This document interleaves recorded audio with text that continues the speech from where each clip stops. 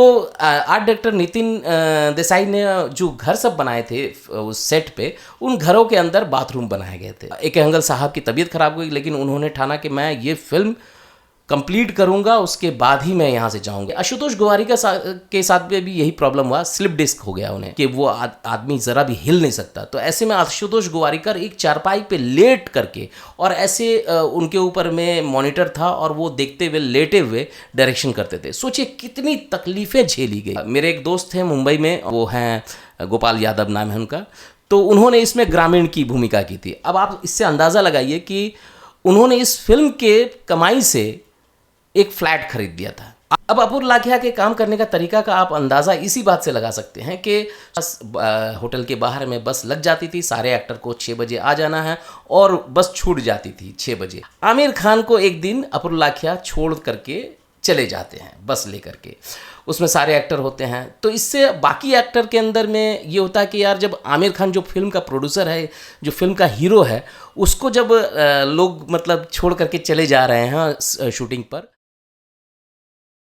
दोस्तों आज के इस एपिसोड में आपका स्वागत है, जिसने 2002 के ऑस्कर अवार्ड में बेस्ट फॉरेन लैंग्वेज फिल्म का नॉमिनेशन पाया था। हालांकि ये बदकिस्मती है कि नो मैंस लैंड को उस साल ऑस्कर मिला था, लेकिन इस फिल्म ने जबरदस्त अपनी उपस्थिति दर्ज की थी और इस फिल्म का नाम है लगान। मैं लगान की मेकिंग के बारे में बात करने जा रहा हूँ आज के इस वीडियो में। ये वो फिल्म है जो IIM इंदौर के पाठ्यक्रम में केस स्टडी के तौर पर पढ़ाया जाता है। इसकी मेकिंग पर तो बिल्कुल रिसर्च होना चाहिए। ये फिल्म एक टीम वर्क के तौर पर जानी जाती है, क्योंकि इसकी सफलता में किसी एक का हाथ नहीं है। पूरी टीम ने मिल करके तकलीफें झेली हैं और इस फिल्म को बनाने में जितनी परेशानियों का सामना करना पड़ा है यूनिट को, वो कोई अपने शब्दों में बयान नहीं कर सकता। सबसे पहले मैं बता दूं कि ये एक ऐसी फिल्म है जो 6 महीने लगातार शूटिंग हुई थी। जी हाँ दोस्तों, 2 जनवरी से इसकी शूटिंग शुरू हुई और 18 जून को शूटिंग खत्म हुई थी। तो आइए सबसे पहले इसकी कहानी पर बात करते हैं।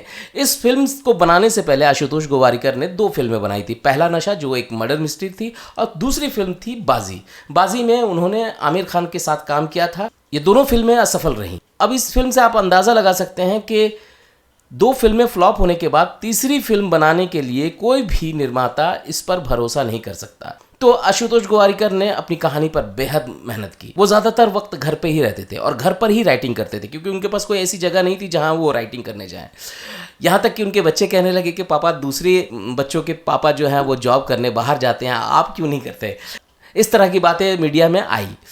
तो खैर उन्होंने जो स्क्रिप्ट पर मेहनत की और उसके बाद मेहनत करने के बाद वो इस फिल्म को सुनाने आमिर खान के पास पहुंचे। आमिर खान ने तो पहले वो स्टोरी सुनी, उसके बाद उन्होंने मना कर दिया कि इस फिल्म को मैं नहीं करूंगा। फिर आशुतोष गोवारिकर ने निश्चय किया कि इस स्क्रिप्ट को और अच्छे से वो लिखेंगे और बेहतरीन तरीके से इसका प्रेजेंटेशन देंगे। वो घर गए और उसके बाद वो उस स्क्रिप्ट पर दिन रात डूब गए और बहुत मेहनत की। मेहनत करने के बाद वो दोबारा एक दिन आमिर खान को फ़ोन करते हैं। आमिर खान किसी शूटिंग पे थे। उन्होंने कहा कि मैं रात के 3 बजे 4 बजे के आसपास मेरा पैकअप होगा, उसके बाद मैं मिलता हूँ अपनी बिल्डिंग के नीचे। आशुतोष वहाँ पर इंतज़ार कर रहे थे।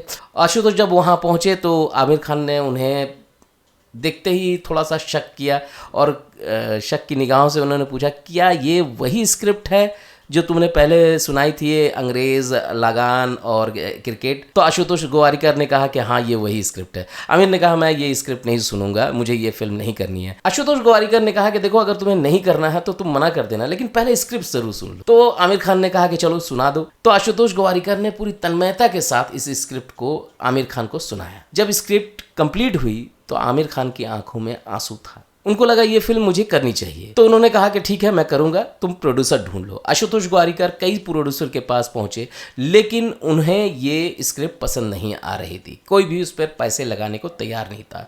इस बीच आमिर काफ़ी कुछ सोचते रहे इस फिल्म के बारे में। आशुतोष गोवारिकर ने जब उनको बताया कि इसके लिए कोई प्रोड्यूसर नहीं मिल रहे, तो आमिर खान ने निश्चय किया कि इस फिल्म को वो खुद प्रोड्यूस करेंगे। ये एक बहुत बड़ा जोखिम था, क्योंकि इस तरह की कहानी को कोई भी जल्दी हाथ लगाना नहीं चाहता। जब इस स्क्रिप्ट को आमिर खान ने जावेद अख्तर साहब को सुनाया तो उन्होंने कहा कि ये फिल्म मत करो, तुम्हारे लिए बेहतर होगा और ये फिल्म फ्लॉप होने वाली है। लेकिन आमिर ने निश्चय कर लिया था कि वो ये फिल्म को जरूर बनाएंगे। तो आमिर ने निश्चय किया कि इसको एक बार दोबारा सुना जाए और उन्होंने अपने घर पर स्क्रिप्ट रीडिंग रखी।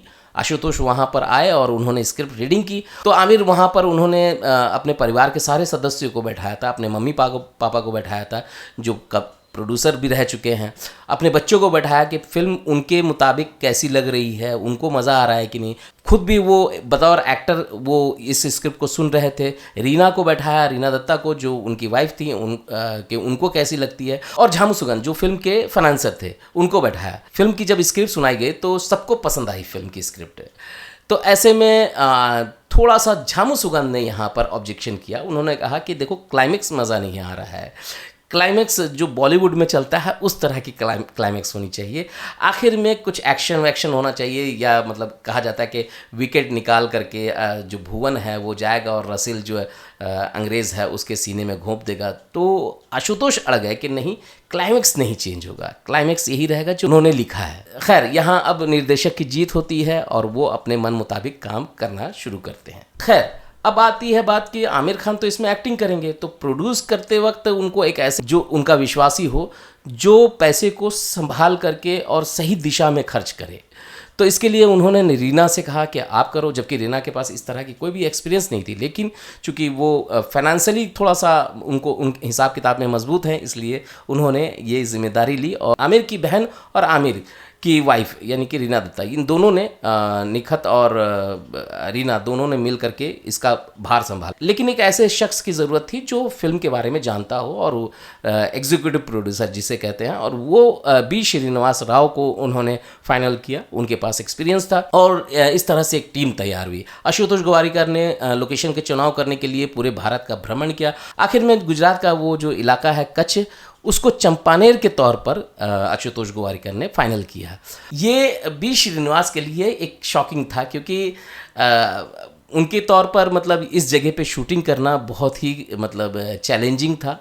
अब क्योंकि वहाँ से काफ़ी दूर जगह थी जहाँ पर एक्टर को ठहराया जाए, इसमें जो है ट्रांसपोर्टिंग वगैरह में काफ़ी टाइम चला जाता, इस वजह से उनके लिए थोड़ी सी मुश्किल हुई। फिर भी उन्होंने इस चैलेंज को एक्सेप्ट किया। फिर नितिन चंद्रकांत देसाई जो इस फिल्म के आर्ट डायरेक्टर थे, उनके साथ मिल करके एक घर को, एक बिल्डिंग को उन्होंने हायर किया और उसको एक होटल में तब्दील किया जहां पर एक्टर्स ठहरे हुए थे। खैर अब जावेद अख्तर साहब को गाने की जिम्मेदारी दी गई और ए आर रहमान साहब को फाइनल किया गया म्यूज़िक के लिए। ए आर रहमान साहब उस वक्त काफ़ी बिजी थे, लोगों के लाइन लगे रहते थे उनको साइन करने के लिए। ऐसे समय में आमिर खान ने उनके सामने शर्त रख दी कि आपको पूरी पटकथा सुननी होगी, और ए आर रहमान साहब ने पूरी पटकथा सुनी। उसके बाद इसके लिए म्यूज़िक तैयार किया गया और जब इसका गाना बजा तो आमिर खान के आंखों में आंसू आ गया। उन्होंने कहा मेरी फिल्म कंप्लीट हो गई। अब देखिए, इस फिल्म को समय पे कंप्लीट करने का एक सबसे बड़ा चैलेंज था प्रोडक्शन के पास में।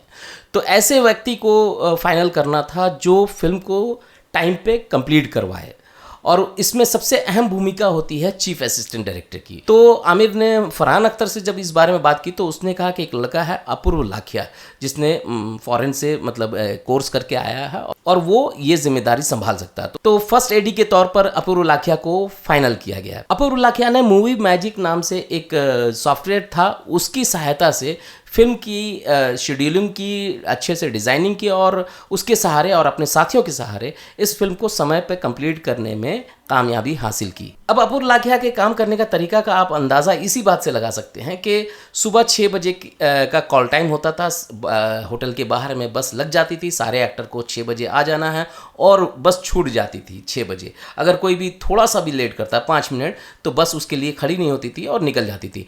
शायद इस साइकोलॉजी का इस्तेमाल करने के लिए या फिर जो भी हो सच में किया गया हो, आमिर खान को एक दिन अपूर्व लाखिया छोड़ करके चले जाते हैं बस लेकर के।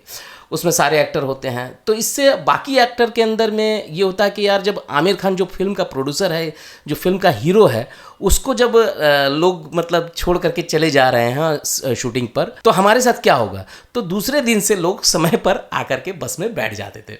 एनीवे, फिर आमिर खान दूसरी टैक्सी वगैरह किसी के ज़रिए वो सेट पे पहुंचते हैं और काम करते हैं। ऐसा ग्रेसी सिंह के साथ भी एक बार हो चुका था। के बाद इस फिल्म की कास्टिंग की, जब कास्टिंग रखी गई तो कई सारे एक्टर नाराज़ हो गए कि आमिर खान पहली बार फिल्म बना रहे हैं और ऑडिशन ले रहे हैं, वो भी हमारा जो हम लोगों ने कई सारे फिल्मों में काम किया, कई सारे सीरियल्स में काम किया, लेकिन आमिर खान के इस फिल्म के ऑडिशन बाकायदा ड्रेस कॉस्ट्यूम के साथ, स्क्रीन टेस्ट के साथ किए गए और अच्छे अच्छे अभिनेताओं को चुना गया इस फिल्म के कैरेक्टर के लिए। वहीं अंग्रेज कलाकारों के लिए जब कास्टिंग की गई तो डैनियल रॉफ को इसकी जिम्मेदारी दी गई और वहाँ पर क्रिकेट खेल करके ऑडिशन हुए। ऐसे एक्टर की ज़रूरत थी जो हिंदी भी बोल पाएँ थोड़ी बहुत, और अंग्रेज़ी तो खैर वो बोलते ही हैं।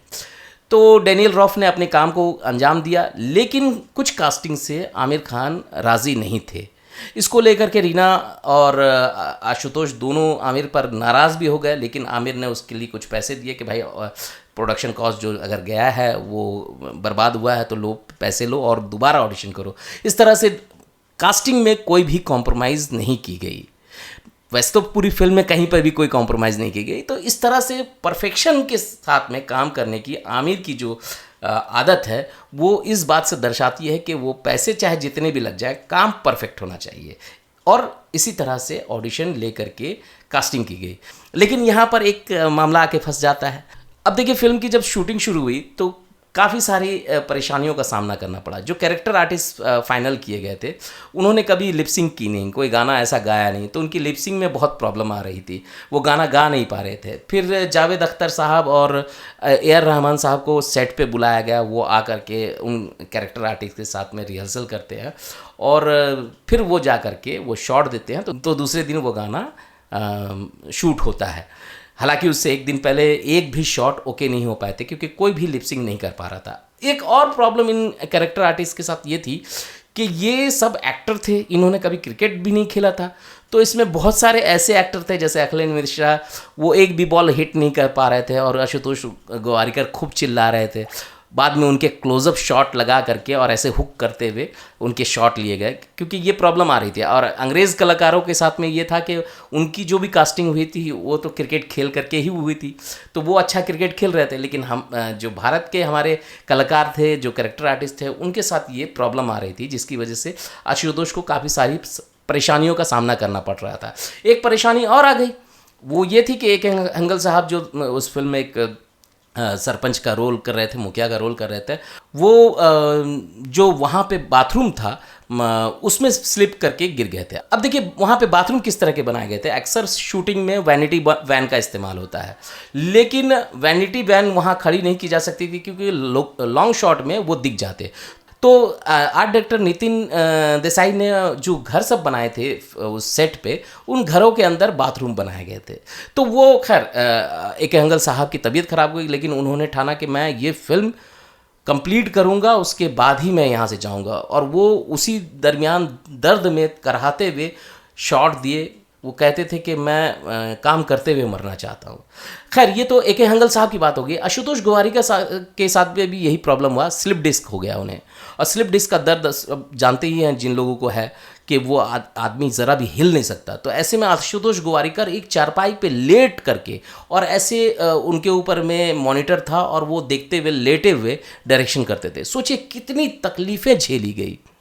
ये हालत था कि जो शूटिंग कहा गया था कि 2 महीने या जो भी शेड्यूल बना था उसमें ख़त्म कर दी जाएगी, ये जब आगे बढ़ता गया तो लोग इतने परेशान हो चुके थे कि इस फिल्म का नाम लगान नहीं, थकान रख दिया था। थकान नाम से कविताएं बन गई थी।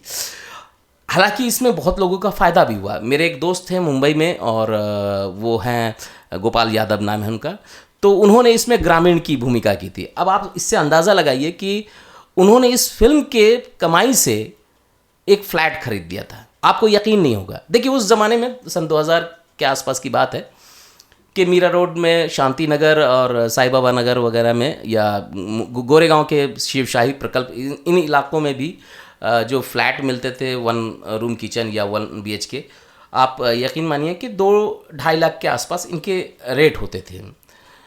तो इतना तो इस फिल्म से गोपाल यादव ने कमा लिया था कि वो एक फ़्लैट उसने ख़रीद लिया था। जब मैं उनसे पूछा कि भाई ये फ़्लैट कैसे ख़रीदे, तो उन्होंने बताया कि लगान की फ़िल्म की कमाई से मैंने ख़रीदा। और एक बात उन्होंने बताई, पता नहीं इसमें कितनी सच्चाई है, उन्होंने कहा कि फ़िल्म जब कंप्लीट हो गई और फिल्म जब हिट हो गई तो आमिर खान ने बुला करके दोबारा पेमेंट किया था।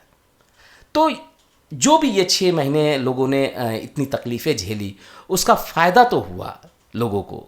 तो इस फिल्म के टीम वर्क ने इससे कामयाबी के बुलंदियों तक पहुंचाया था और आमिर खान ने इस फिल्म को बेहतरीन बनाने में कोई कसर नहीं छोड़ी थी। बतौर निर्माता, बतौर एक्टर, ये फिल्म उनकी ऐतिहासिक है। आमिर खान की ये फिल्म लगान को अमिताभ बच्चन कई बार देख चुके हैं। वो कहते हैं इसलिए नहीं कि उनकी आवाज़ है उस फिल्म में, बल्कि इसलिए कि वो फिल्म उन्हें बहुत ही आनंद देता है। केतन मेहता ने कहा कि आमिर अभिनेता के तौर पर तो परफेक्शनिस्ट हैं ही, निर्माता के तौर पर भी उन्होंने बहुत कुछ हासिल किया है। तो दोस्तों यही कहानी थी लगान की, जो अनसुनी कहानी थी, मैं लेकर के आपके पास आया। कैसा लगा आपको कमेंट्स में ज़रूर बताएं। मिलता हूँ अगले वीडियो में।